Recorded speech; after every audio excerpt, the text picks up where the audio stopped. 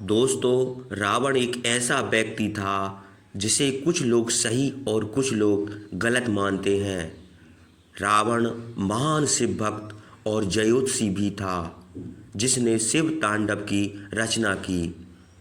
रावण की 7 ऐसी बातें जिसमें से आपने एक भी बात मान ली तो आपका जीवन दूसरों से अधिक सफल और आसान हो जाएगा।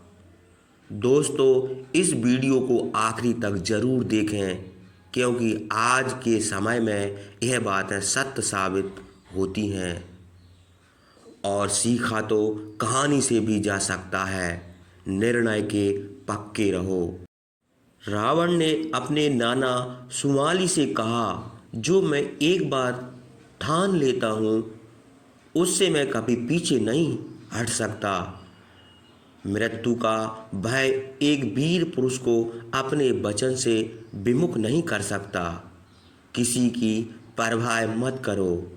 हनुमान जी द्वारा लंका दहन के बाद रावण ने अपने मंत्रियों से कहा, लोग मेरे बारे में आज क्या सोचते होंगे, मुझे इसकी परवाह नहीं है।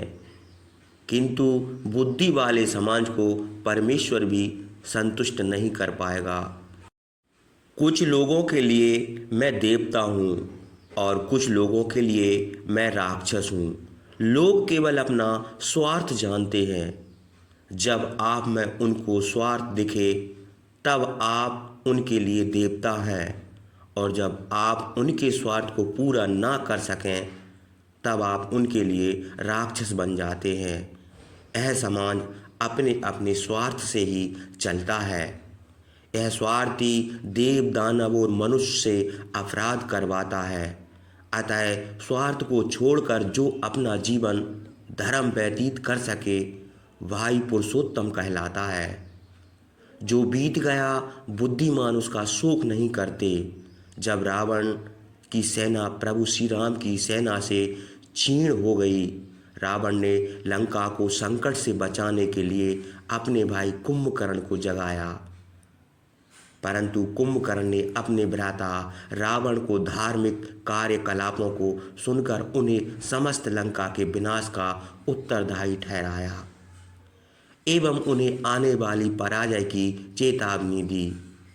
यह सुनकर रावण ने कुंभकर्ण से कहा, अनुज कुंभकर्ण, जब विनाश के बादल चारों ओर से लंका को घेरे खड़े हैं तब तो मुझे यह ना सिखाओ कि क्या उचित है और क्या अनुचित है।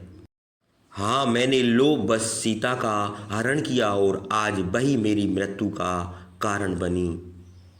मैंने नारायण को पहचानने में भूल कर दी और उन्हें कारण आज मेरे पुत्र वीरगति को प्राप्त हो गए। मैंने अहंकार के चलते ही श्री राम के शांति प्रस्ताव को ठुकरा दिया और आज मेरी सोने की लंका शमशान बन चुकी है। परंतु जो बीत गया बुद्धिमान उसका शोक नहीं करते, भविष्य की चिंता कर्मयोगी नहीं करते। इस समय इस चरण में जो जीते हैं वही महात्मा कहलाते हैं। आत्मसम्मान से समझौता नहीं।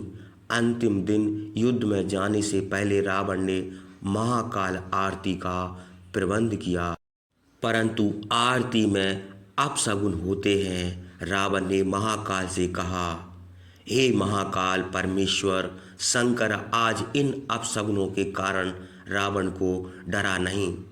आपने क्या सोचा मैं आपका परम भक्त दशानन रावण इन शगुनों से डर सकूंगा और युद्ध को रोककर राम के चरणों में समर्पण कर दूंगा। रावण मिट जाएगा लेकिन किसी के सामने झुकेगा नहीं। अपनी आन को बेचकर जो जीते हैं वह कीट की भांति हर दिन मरते हैं। दया की भीख में जो रहते हैं उन्हें जीवन भी दया का पात्र बनाए रखता है। अच्छे कार्य में देर नहीं करना चाहिए। रावण कहते हैं अच्छे कार्य को जितना हो सके जल्दी कर लेना चाहिए और अशुभ कार्य को मोहवश करना भी पड़े तो उसे जितना हो सके टालने का प्रयास करना चाहिए। मैं भी बहुत शुभ कार्य करना चाहता था लेकिन उसे टालता रहा और कुछ ना कर सका। अपने गुप्त रहस्य किसी को ना बताएं। अपने जीवन के गुप्त रहस्य अपने पुत्र, पत्नी और भाई को भी नहीं बताने चाहिए, क्योंकि रिश्ते और नाते बदलते रहते हैं।